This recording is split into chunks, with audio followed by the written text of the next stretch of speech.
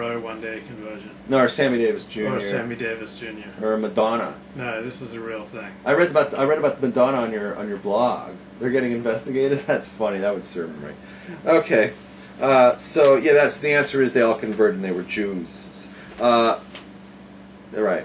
D-Medic says, but this isn't really accepted, right? No, their conversions were accepted across the Jewish spectrum. Yes, absolutely. Like even Shas and even what's the name of the 101-year-old Ashkenazi posek? Eliashiv? Yeah, even Rav Eliashiv accepted their conversions. I have a question about King Henry VIII. Were he Jewish, would he have been correct to seek annulment of Catherine of Aragon? I don't know. I'll explain that one. I don't know. I don't know anything about that. I'll look it up. Why don't you go on to your next one? Okay, James, the Noahide. Hey, James, how's it going? He asked a question. He said, "Are you permitted to take genuine interest in a shiksa for marrying if she's considering a conversion?" Speaking of conversions, right? So let's say a woman is converting. Mm-hmm. Can you be as a Jewish man? Can a Jewish man be interested in her? Right? To get married, in other words. In other words, can you approach a shiksa as a shiksa with the hopes of conversion, if you will? This depends on a couple of things. Did you go up to a shiksa and say, "Hey, baby, I want to get with you, but you need to become a Jew first," and then you throw her into the conversion program, versus she was already in a conversion program, and she's dead serious about it, and you found her while she was in it, and then you said, "Hey, I'd like to once you get converted, I'd like to get married to you." And there's a world of difference between the two. Because in the first case, she's doing it for you, and it's not sincere, so that's not a real conversion.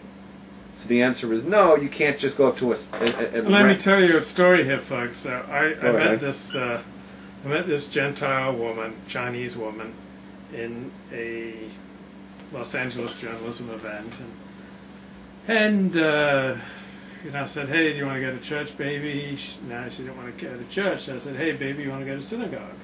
She said, "Yeah, I've never been to synagogue, and I'd like to go. So let's go to Friday Night Live." So we went to Friday Night Live, and I said to her, "Hey, baby, I can't turn the light switch on at my place, when I go home, and you don't want me to go home to a cold, dark place, do you? Could you come over and turn the light switch on for me?" So she came over and she turned the light switch on for me, and we talked for a few minutes, and then she turned some other switches on for me. And we got up the next morning. We went to synagogue. We went to shul, nice Orthodox shul. One thing led to another, and told her that I'd only marry someone who was Jewish. Nicely done. Only 12 minutes later, more sex. And nicely she done. She was really everybody. cute. I mean, she could have worked as a stripper.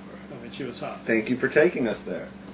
And she decides on her own to enter the conversion program at the University of Judaism.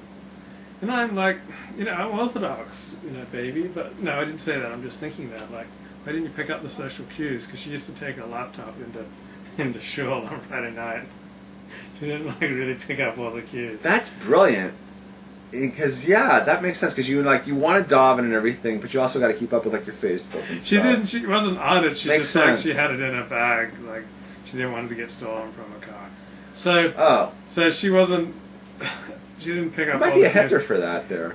So she's going through the conversion program at American Jewish University, and we started having some problems in this otherwise idyllic relationship. I know it sounds like, "Oh, Levi, this is so holy.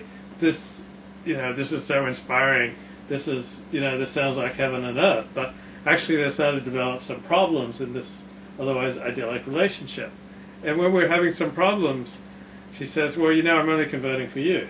This is after about a year of relationship. And that's when the alarm goes off. And our sex life died halfway through the relationship. But what kept the relationship going is that we took up chess. So we really enjoyed playing chess, and that extended the relationship. Would have naturally petered out after 6 months, but it went 15 months, which is the longest of my life. We even got together a few times after that.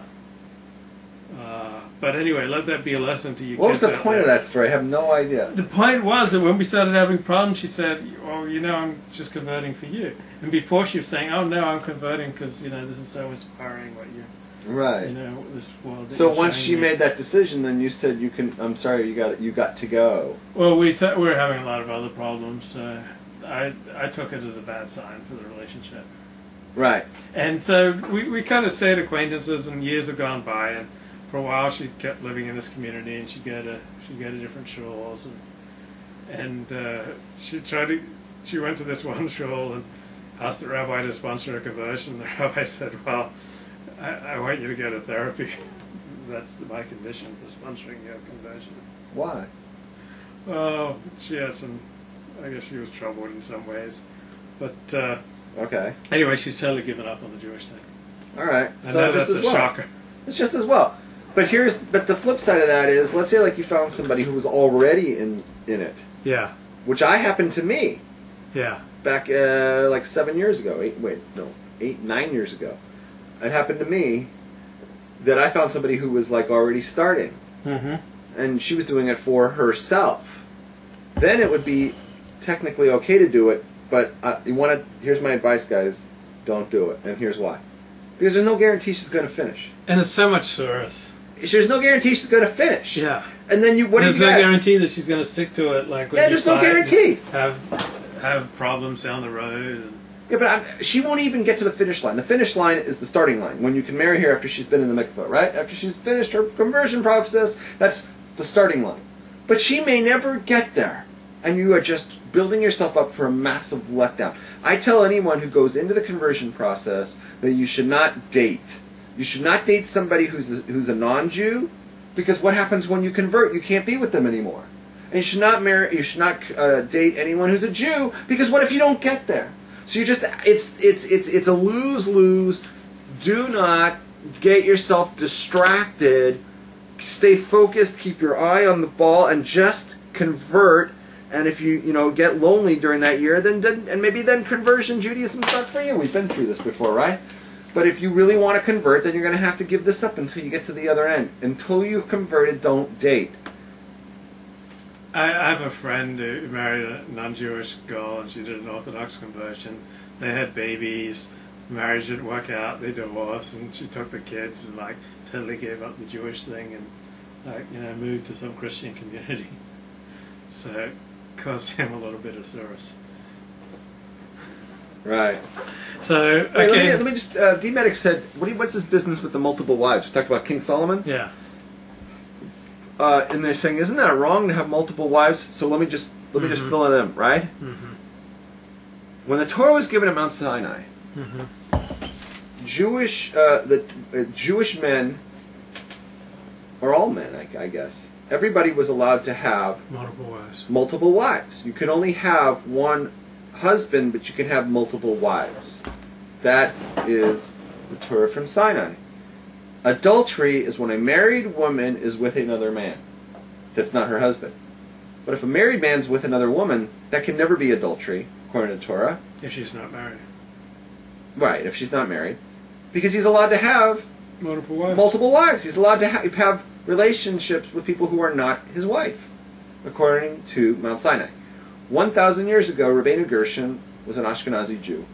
Paskin, he decreed for all Ashkenazi Jews that from now on we can no longer have multiple wives. We can only have one wife. But Sephardim continue to have more than one wife. Some Sephardim, not most Sephardim. Oh, okay. Sephardim, I should say, some Sephardim continue to have Yemeni ones. Right. Until, I think, 1948, when the State of Israel, when they said, okay, we don't want to be different than the Ashkis. So nowadays, nobody, if you're Jewish, can only have one wife. But that was not what it says at Sinai. So I just wanted to, in the time of King Solomon, definitely he was allowed to have more than one wife. Okay, Lakewood Rav. Since speaking of Torah, recent interest in the marital problems of Henry VIII lead me to this question. How do Torah Jews reconcile Leviticus chapter 20, verse 21, which states that it is unclean for a man to take his brother's wife, and that if a man did, the union would be childless, with what it would appear to be a contrary commandment in Deuteronomy chapter 25, verses 5 to 10? Wait, I did not understand a word you just said. Let me read it for myself. Speaking of Torah, a recent interest in the marital problems of King Henry leads me to this question. How do Torah Jews reconcile Leviticus 20, which states that it is unclean for a man to take his brother's wife, right? And that if a man did, the union would be childless, with what would appear to be a contrary commandment. What's 25:5 10. Without standing. Believe it or not, some people